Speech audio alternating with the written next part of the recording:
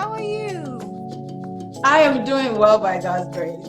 You're looking so beautiful. Thank you. I wanted to represent Yeah, all around. And I yeah. made sure I had my African mom there. Just Oh my word. Welcome, welcome to Africa's. Thank you. How are you? I am doing well, and it's a pleasure to join you this morning. Oh, thank you so much. Thank you for saying yes. Oh, I know we don't definitely. even know each other, but it's like we know each other somehow. Yeah. A lot of mutual friends. Yeah. So let's get started. Tell us who you are and where you are from. Okay, who I am. My name is Stella. Usually on social media, I go by Mabna, which is well, in Ghana, we are named by the days of the week. It's kind of like a nickname, everybody has it. So I was born on Tuesday, so that's Abena. So it's like Mother Abena. So yeah, social media, I use Mabena, Prosperity Nyamiba. But my real name, my parents gave to me, Stella Boache Opon. I was born in Ghana a very long time ago. um, that's where I was raised until I was 19.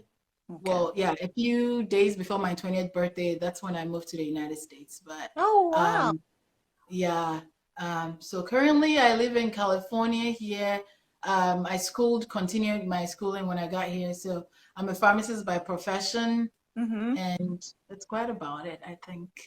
Wow, that is so amazing. So you moved to the US just before you turned 20. Yes, just before my 20th birthday. If I give you dates, you might be able to calculate my age, so I'm not going to. But but yeah, it was my birthday is September 27th, and I moved here September 1st, actually. Wow, that Yeah. is interesting. Okay, we'll hear a bit more about that. But Yeah. which nation are you from and which region of Ghana are you from actually? Okay, so from Ghana. So my parents, well, both of my parents are from the Ashanti region, but my mother's her roots they migrated to the Brown region. So initially I thought we were even Bonos, but we are not. We are Shantis. So I grew up in the Brown region. That's where I grew up with my parents. Went to school, did the whole elementary through high school there. And then for college, I went to Accra, or yeah, the capital for my college. Yeah. So Wow. in the Gulf region, yeah. So what's the difference between North Ghana and South Ghana? Because there seems to be a difference. There is. So there's about I think about three things that would mark the differences. One is like the geography and the weather. Mm-hmm. So in the north is really dry and hot. And the south is a little bit more like a bit more tropical, more rainy. Also in terms of like religion, in the north has more Muslims Okay. than the south. The south is more like a mix maybe of traditional religion and like Christianity, but usually the north has more Muslim or Islamic religion. And because of the weather and geography in the north too, um, they usually raise more like, farm animals, so like cattle and stuff like that. And it Okay. tends to have a little bit more poverty just because, Mm. of course, there isn't that innovation to be able to irrigate crops and all of that Yeah. as much. So that's like the differences between the north and the south. Yeah. Oh, wow. That is so interesting. Yeah. We don't have a lot of Muslims not even in South Africa, in Southern Africa. Oh, And the Muslim population is more colored. It's not even black people. So it's always interesting seeing the huh. religious dynamics in West Africa. Yeah, it is. And yeah, because of all of that too, the food is a little different. But I think currently, we are all mixed together. We are all because before it kind of looked like only a certain like if you were looking for wache, right? Wache is one of the favorite foods in Ghana. So it's like Okay. rice mixed with beans. But it used to be like mostly northern women sold it, right? But now it's gotten so, which is good, which I think is a really good step with like just merging and yeah, just associating with each other in a very good way. Because I think there Wow. used to be a little bit of gap, and I think there might be still some gaps, but yeah, Mm. Wow, that's interesting. So yeah. beautiful to know. So, what what inspired, like, how did you end up in the US? Was it just, were you going to do university and then come back? What happened? What's the plan? Let's see. So, oh man, it's a long story, but I'll just make it really short. So I came with the visa lottery. So I went to the university when I was right before my 18th birthday. Just because it's September, my birthday is September, so it's always like right before my birthdays. And during that time, I ended up, some guy came to a room and did this lottery thing. I had never heard about the visa lottery, nothing at all. We thought it was a joke. You know, he put our names and all of that. And then a year later or some months later, I get a letter in the mail, you've won the visa lottery. So I'm like, what? So, we had to. So, anyways, that's what took the whole journey. And it was like, everybody was like, oh, that's a good opportunity because I was already in my second year of college. You can go to school. So, I actually deferred from my college for 1 year because I thought I was going to just come for 1 year, get my green card, and just go back. But of course, the story did not end up that way. So, yeah. So that's how I ended up in the US. So yeah, I immigrated at 19 by myself into the Wow. US. How was that experience for you at the tender age Oh, of I could write a book. Huh? Yeah, it was an experience. One, I think, I was just in my own world basically even before I moved to the US. So I was totally oblivious of what the world actually looked outside my comfort zone and what it really looked like. So I didn't really have any fears coming at all because I was so oblivious. Yeah, so there wasn't any fears, but there were a few challenges, just moving here, 19-year-old, living with a family friend, just navigating life and all of that. It was a process, but the good thing is that um, I came to a very diverse community. I know you've been to California, Redden, but this was on the East Coast where there were a whole bunch of Africans. So I rarely felt like I'd left home. It just felt like a different environment because the language was there, the food was there, the people were there, diversity. So that was good. That was good.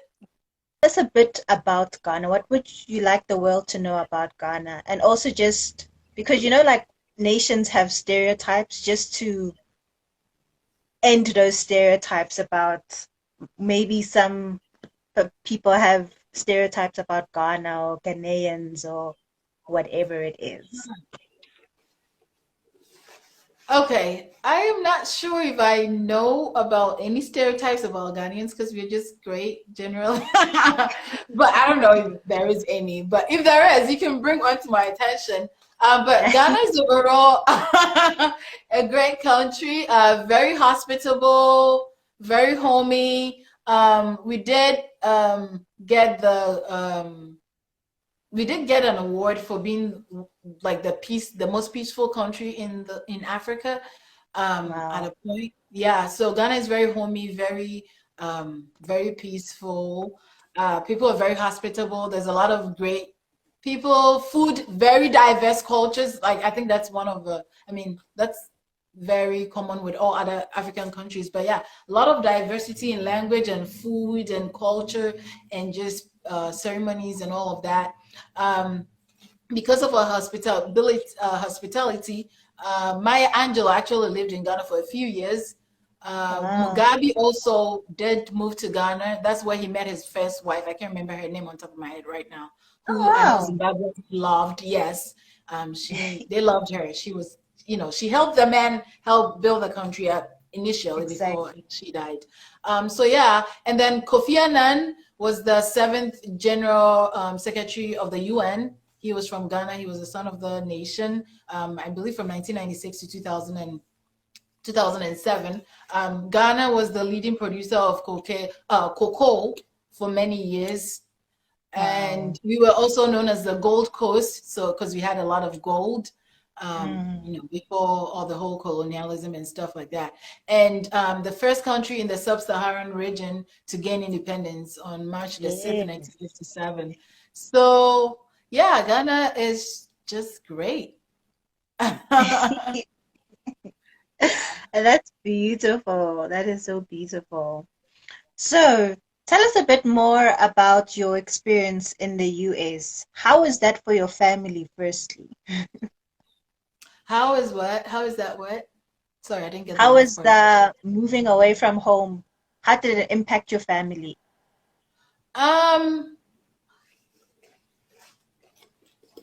well, in some ways, because I lived in the Brunhafa region and I had to go to school for college in Accra, which is about 8 hours. So, in a way, I think it kind of prepared me from just being away from my family for a while. My mom is like my best friend. We used to talk all the time, and thanks to um, you know, that time there wasn't WhatsApp though, because WhatsApp was later on. But yeah, I don't think it really had any tremendous effect on my family unit, as in like my relationship with my parents and my siblings as much.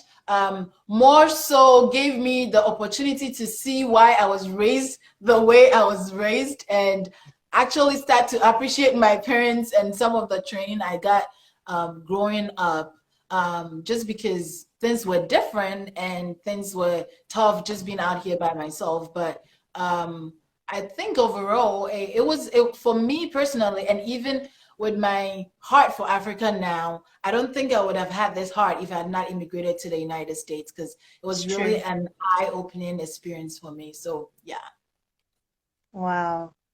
That's beautiful.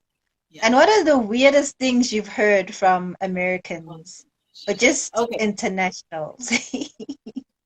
Yeah. So when I lived on the East Coast, I remember one day I was at work, and this older white woman walked up to me. She was like, "Is there anybody left in Ghana?" Because where I lived, there were so many Ghanaians on the highway. She was like, "Is there anybody left in Ghana?" I'm like, "Yeah, there is." The other thing I find, kind of weird, and it used to irritate me a little bit, was, oh, how come you speak so good English? I'm like, do you know about I can't even pronounce the word now. Colonialism. Like, have you heard about that? Like, yeah. So that's why I speak in good English. And then there's been times people have said, kind of asked, like, do you want to go back, or like, kind of in a kind of a condescending way, like you need to go back, and you just need to keep asking God for grace to be nice in those circumstances. But yeah, I mean, yeah, sure, I would want to go back. Thank you. But yeah. Exactly. I think one of the reasons why I like to ask questions, especially when people live abroad, is people have this conception that Africans who move abroad don't want to come back home. And it's like, Mhm. no, they are up to something, they are taking in the opportunity so that when they come back home, they come back not only greater for themselves or their families, but actually impact the communities that they are going to. Yeah. And it's not that Africans are running away from Africa. Mhm. In most nations, there's peace. In most nations, people are thriving. So it's just an opportunity that came about for a lot of us who go and live abroad. But it's not to say that we don't want to go back home, we don't miss home, Exactly. we don't prefer home. It doesn't mean that at all. Yeah. Yeah. That's true. Yeah. Yeah.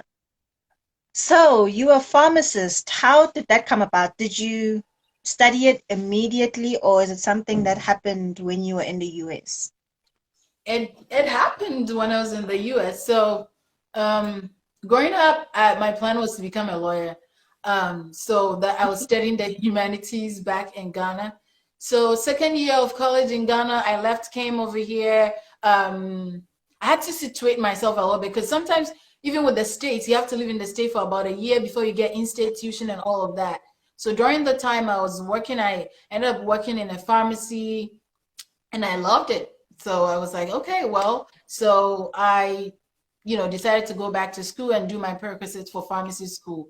So Mm, thankfully, most of my credits transferred, even though I wasn't a science student back then, but most of my credits transferred. So I ended up doing 3 years of undergrad, got my bachelor's, pre-pharmacy, BSc in integrative studies, and then I went to pharmacy school. So that was the journey.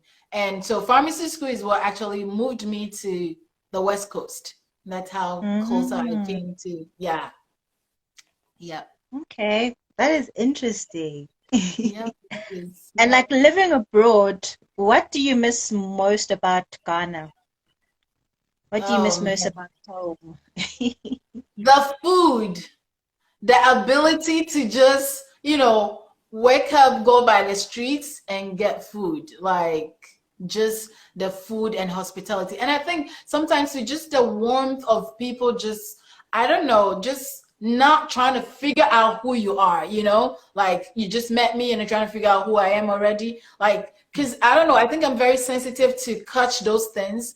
And most of the time it irks me, I've had to learn how to extend grace and not to be moved by that, because it's like I'm not judging you, I'm not trying to analyze who you are, I'm relating with you as a human being, so let's just do that. This is not a time to try to figure out who I am in 5 minutes. That's not going to happen. So just that, because people are not just trying to figure out like, oh yeah, I could rant about that, but let's just keep it right there.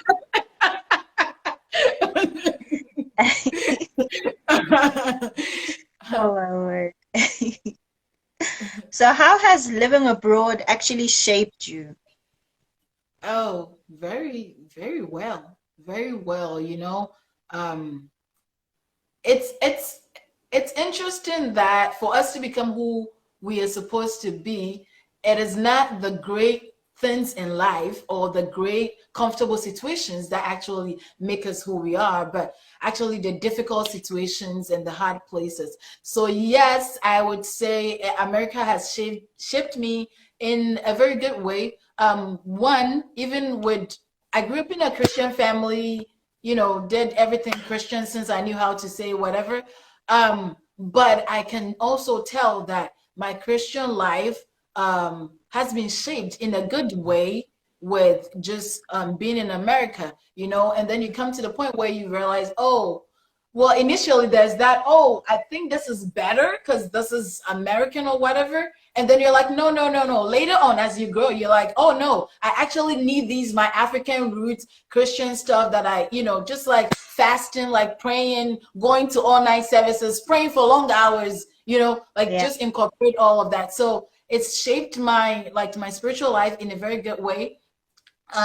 Yeah, education background too. Yes, it's really helped because I had the opportunity to go into the sciences, which I wouldn't have had if I lived in my Mm. country. Also, I think the biggest thing, which now almost seems like the overall theme, is just, just the ability, like, why did God place me here for such a time as this, right? So, Mm. and it goes back to just be who I am as a Ghanaian, as an African, as a woman, right? Because the lens with which I look at Africa now, I would have never had that lens had I not left home. You grow up with everything is so overshadowed by a blanket of the remains of colonialism that you're not able to see past it. But once you get somewhere else, you're able to see like, oh, wow, okay, this was what they said, but this is actually what this is, or this is what we have been perceived to be or told, So in that way, like my heart has just really awakened for just Africa, for my nation, just because I Mm. left home, which would have not happened if I had not left home. That is so Yeah. good. And it's weird how God intentionally makes people grow outside of their comfort zone, which means outside of home. And we see that theme all over the Bible where people had to Yeah. leave home, they had to leave their comfort, and we don't understand it at the time. But when you Mhm. are there, then you understand, okay, this is why this is happening. And it's a beautiful thing because you come back home not only a better person, just with your qualifications and Mhm. opportunities and whatnot, but internally you also come back home a better person and your perspective is much more bigger, much more hopeful. Mhm. And which is such it's one of my favorite things about people who leave home and then come back, you know? Yeah. Yeah. Wow, that is so nice. So I see that you have this big heart for Africa now. True. What would you?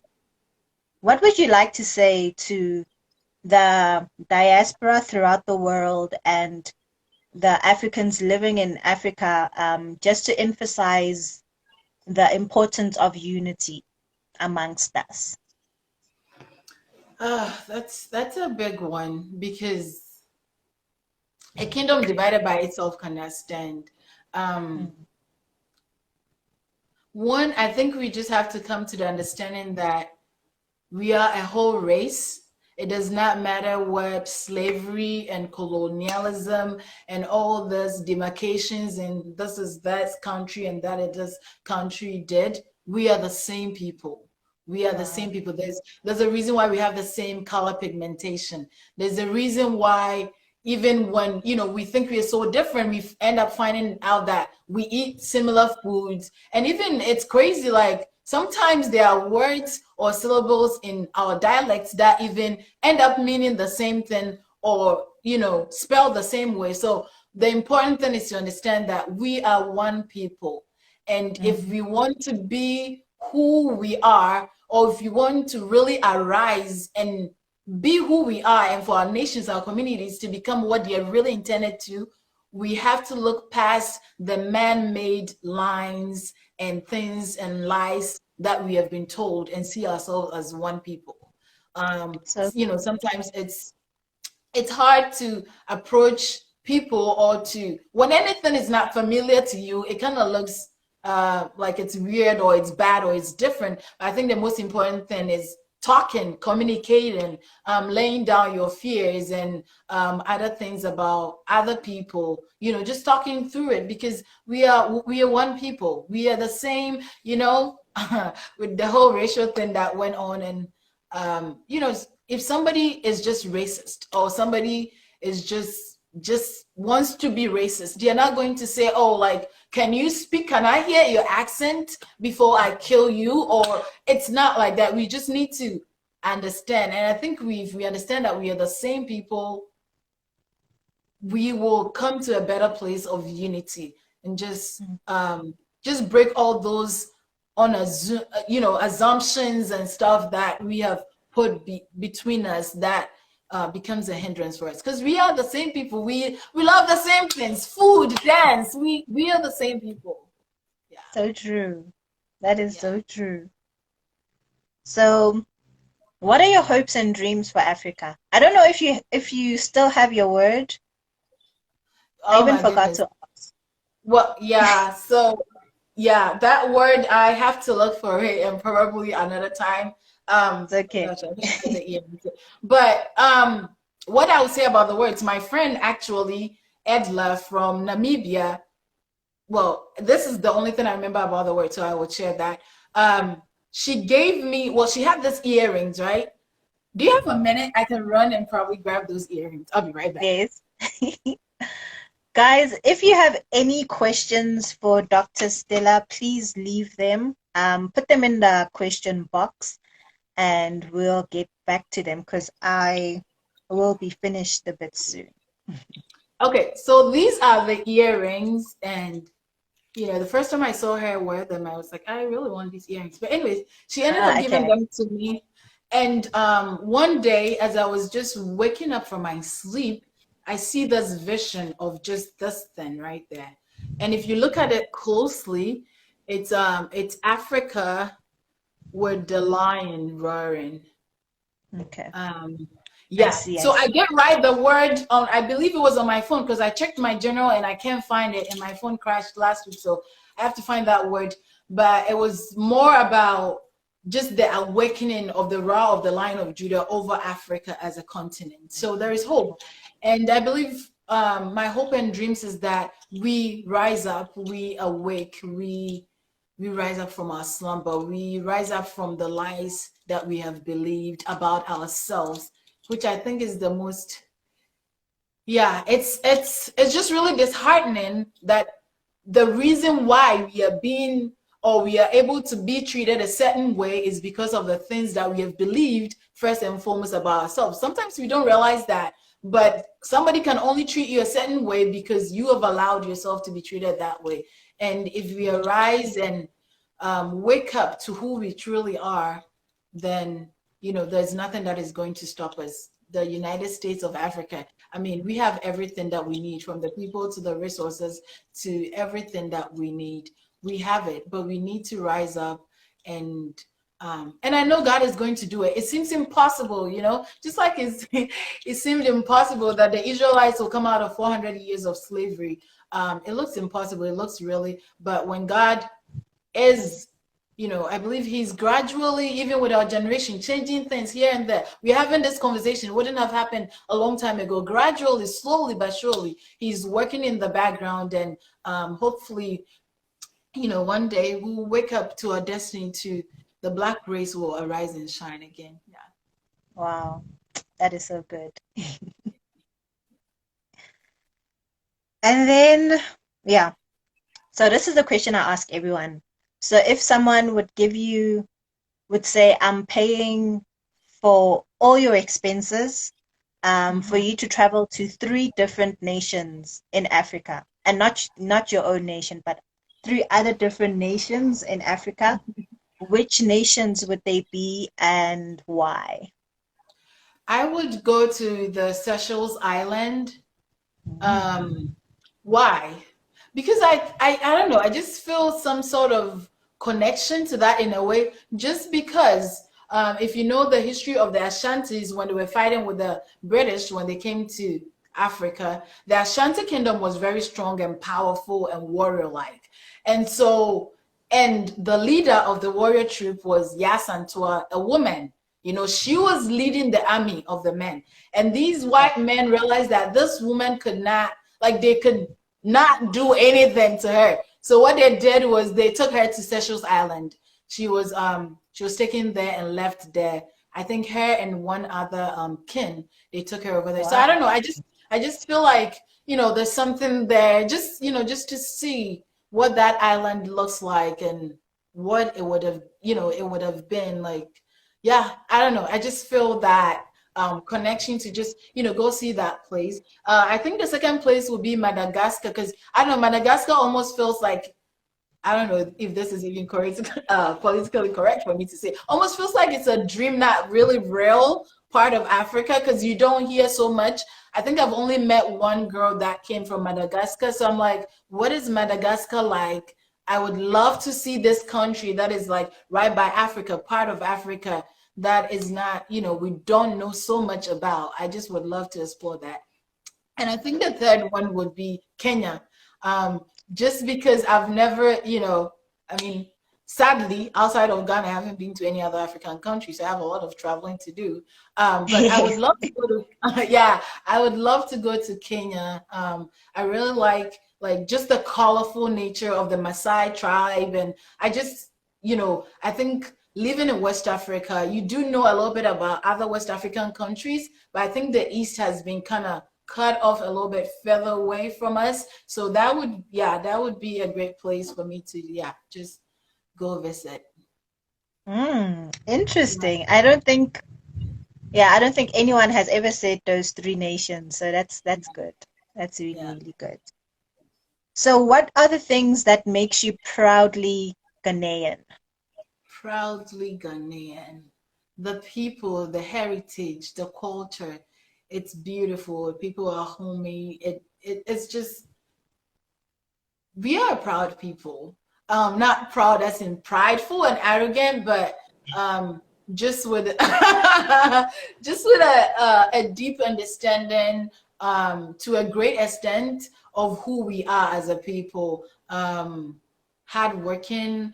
We there is this confidence and identity that comes with being a Ghanaian. And I am proud. I am a very proud Ghanaian. So yeah, just that. And the fact that we have the best jollof in the world, I mean, what's not to like? Thank God. Yeah, so I am a proud Ghanaian. I am a very proud Ghanaian. The heritage Hmm. is beautiful. I mean, just even the history, like the history of Yasantua, even Kwame Nkrumah, in the ways that he affected Africa. I mean, imagine those days going cross country to another African country to get married, right? He broke all the odds and the rules, like there is no limits, So I just love that. Yeah. Wow. Yeah. Okay, so I'm going to check out. These are the questions that people have sent. Um, what does being African mean to you? What does being African mean to me? Being African is being human. Being a Mm, human that passionately feels, that is not afraid to use their voice. Being African is being your authentic self, just being fully you, bringing all of you to the table. Yeah, I believe that's just the embodiment of just being African, is just being fully alive.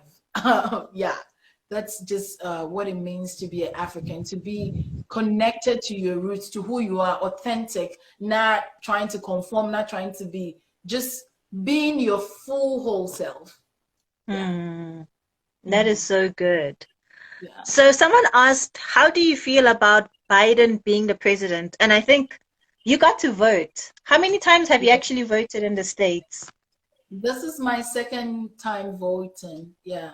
That is so cool. So you get to Yeah. vote for Ghana Yeah. and you get to vote for the US as well.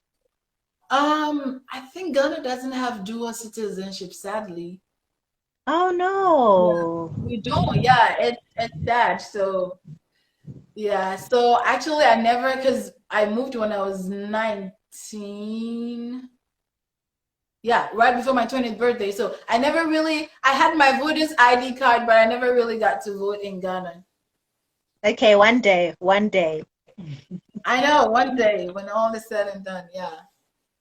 But how do you feel about Biden being president? Well, I am hopeful that things will change and things will change for the better. Um, I believe in the concept that God elects leaders, and when a leader is elected, there's a purpose and there's a plan for the reason why the leader is elected. So just prayers for him to do the things that are right for the country and for the people of the country. So Hmm, yeah, that is so good. yeah. The other question is, what do you feel that can help Africa? And I think you touched on this a bit, but Yeah, yeah. I think we need renewal of our mind. I think one of your questions was like, what is the thing that Ghana lacks? I think Africa, our problem is not poverty. Our problem, well, in poverty a way, but mental poverty. We've been taught to think a certain way, and it has so much robbed us. Um, it's just really, what we need is a renewal of our mind, to start to think of ourselves differently. Right now everything African is fashionable, but it wasn't fashionable until the white men decided that it was fashionable.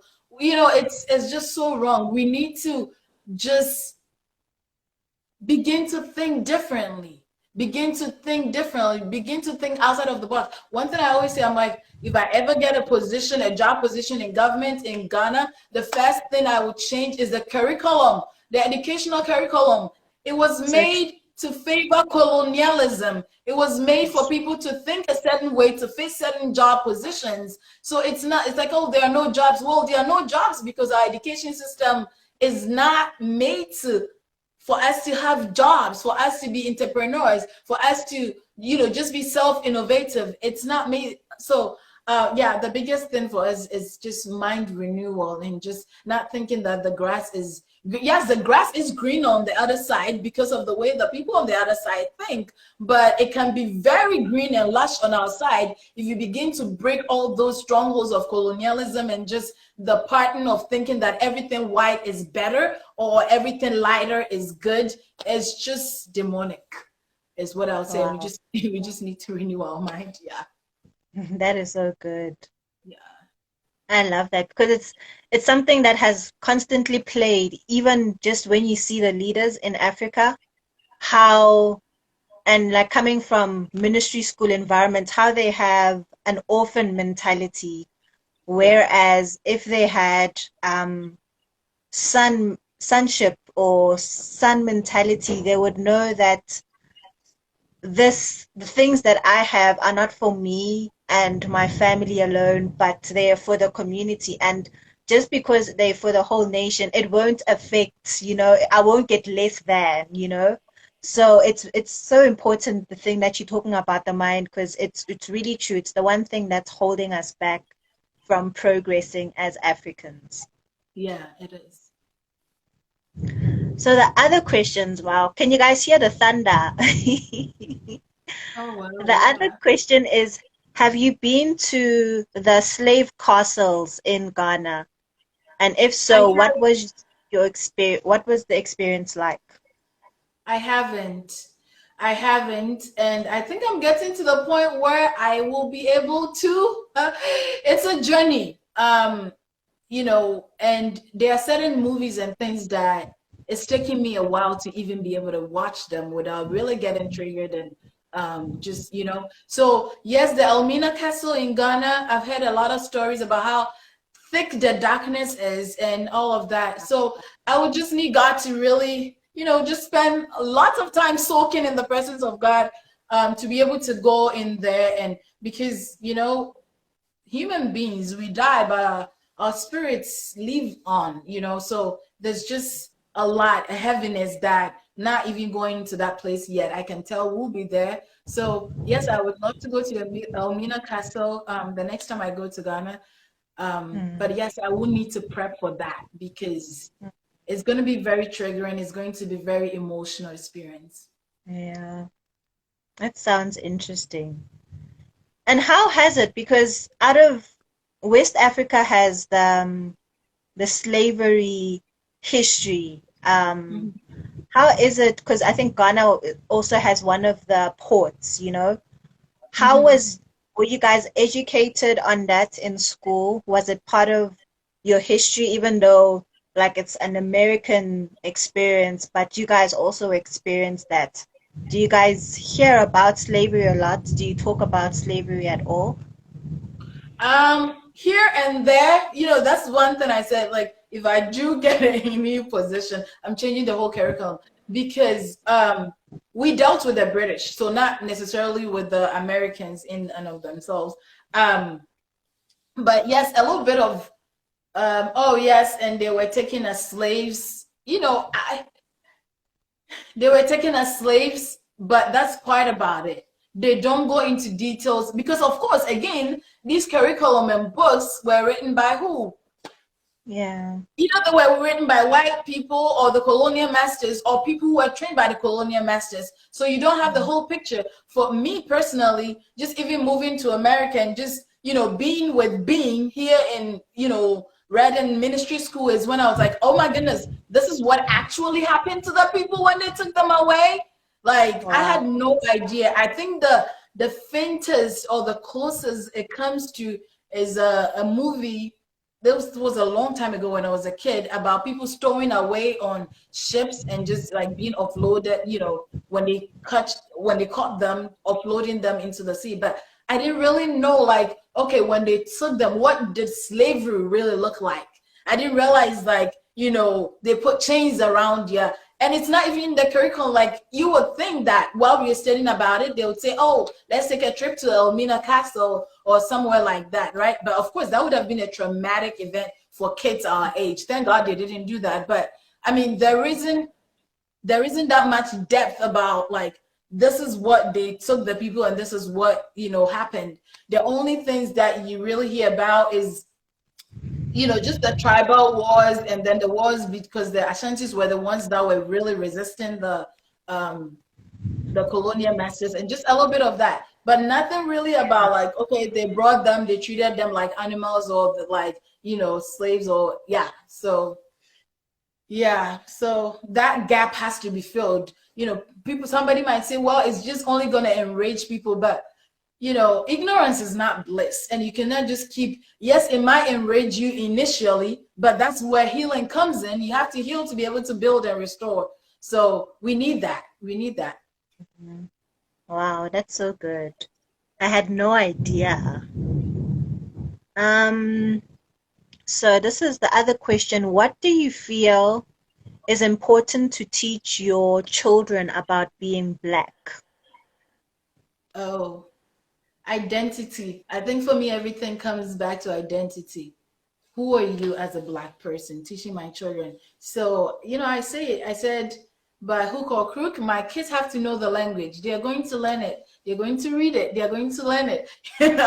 So, just being black means you're different, means you're special, means you have a voice, you have a passion that not every other race has. It might not be, somebody might not understand it or misinterpret it as aggressiveness, but it's okay. You get to be you. You get to be black. You get to be bold. You get to be beautiful. You get to accept, you have rich heritage and culture, and that is part of you. No matter the heights you reach or how far you go, being black is just being you, being a daughter or a son of the motherland, knowing your language, knowing your culture, just being you, embracing your people, the food, you know, all of that. Just, yeah, yep. Totally. So they're Wow. getting it. They're getting it. They're getting all of it, the whole package. That is that is good.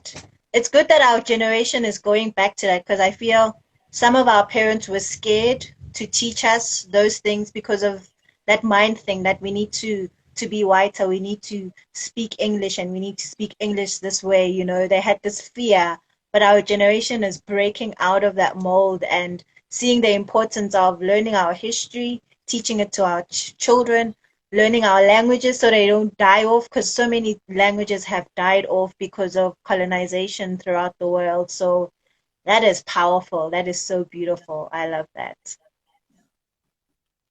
Guys, if you guys have any questions, please send them through. But I'll ask Stella one more. Okay. So what do you see?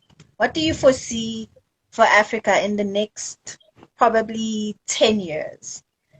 Because something is happening, even just with the protest in Nigeria, and just the awakening, not only in the world, but with Africans regarding African issues. Because sometimes we just numb them and ignore them. But this generation is like, no, I'm going to care about my neighbor. I'm going to be concerned about what is happening in Ghana, what is happening in Ethiopia, what is happening in Nigeria. So what do you foresee in the next 10 years? Yeah, in the next 10 years, I foresee a lot of things changing. Just even with the recent uproar in Nigeria, um, change never comes, or, even with revival, it never comes in a place of comfort. It never comes peacefully. It's hard, like even with colonialism, for us to get to independence, blood had to be shed, sadly, but that is the trend.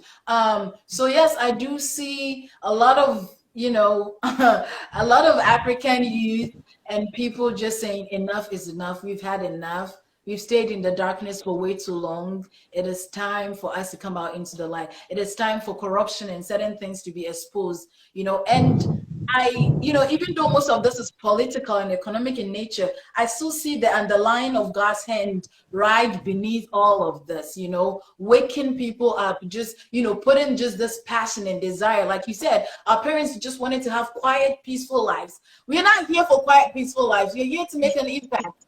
You know, Yes. um, so just that trend, and I know God is just, working through it, going through it slowly but surely, not just in Nigeria, awakening hearts here and then. That is why prayer is very important, that God will continue to raise up young people, even older people, that can pass on wisdom and some of the stuff that we have that is not written to younger people. So I see that there's going to be changes. There's going to be a lot of changes. There's going to be things that will shock the world.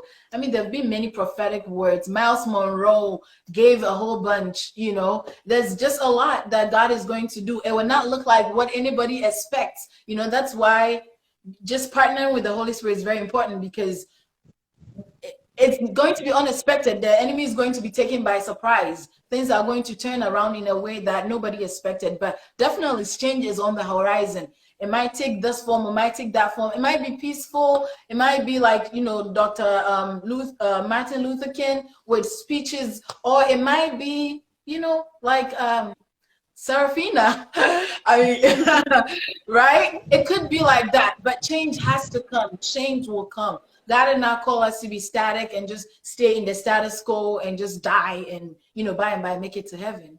There's something for us to do here. So, Wow, that is powerful. yeah. And then, okay, two more questions. So this one is, do you have any businesses or plans in Africa? Oh gosh, I have plans, plans, plans, plans that I need to start working on ASAP. Yeah, yeah. As a pharmacist, I do, think in terms of business, as in pharmacy, even back home, with healthcare. One of the things just living in America, the healthcare, overall, nobody thinks that healthcare is great, but there are still things that you can learn and apply that we haven't been able to learn and apply yet. So yes, there's a lot of business ideas, not just only in healthcare, but I also really have a huge heart for women and children. And so just even how women issues, and so who knows, I might get into law at a point of time. But just with women issues, so yes, there's a lot of business ideas and innovations that I have that, God willing, will start to roll out sooner than later. Yeah, just need wisdom and Mm, guidance. that sounds exciting. Yeah. And then the last one is, are there any African leaders or youth that give you hope for leadership? I can't see the rest of the question, but yeah.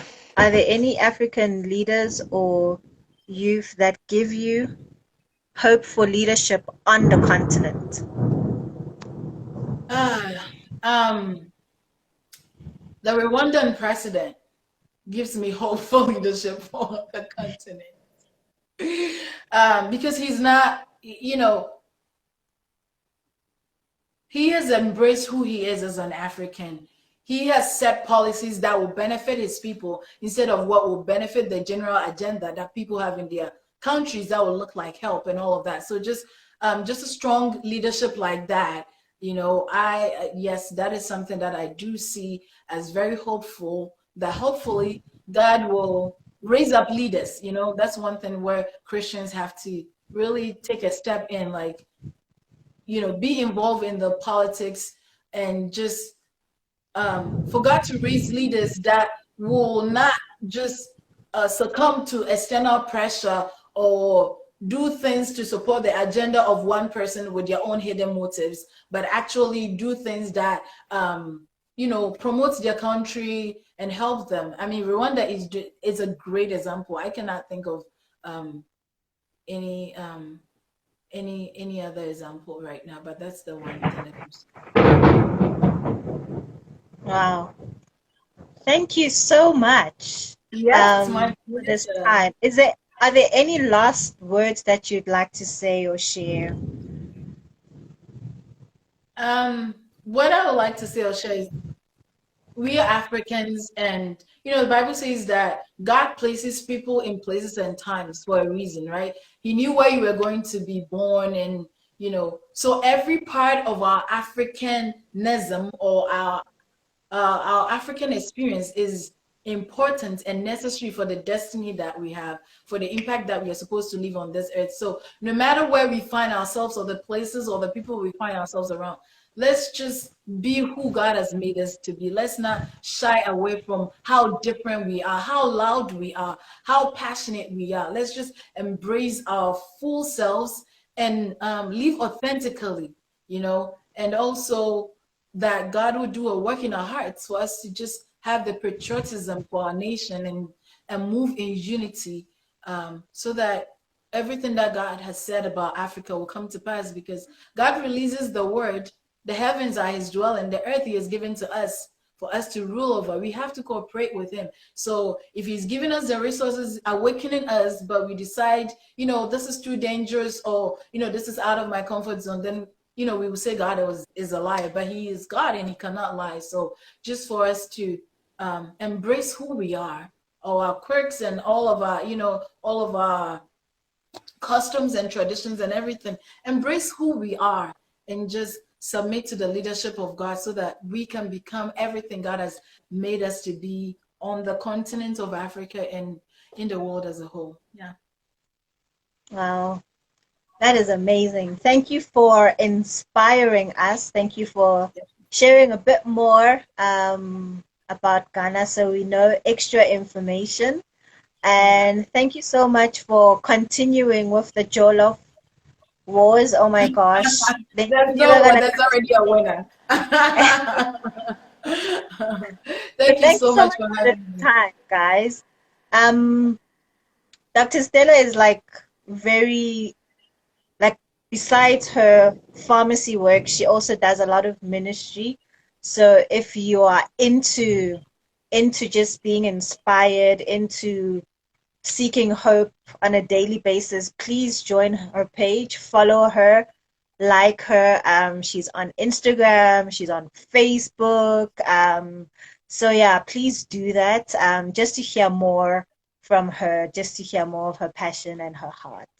But thank you so much for joining us on Africa Speaks, episode 7. Thank you very much for having me. My pleasure. Have an amazing, amazing day. I will. Thank you so much. Bye. Bye. Next week on Africa Speaks, Rea will talk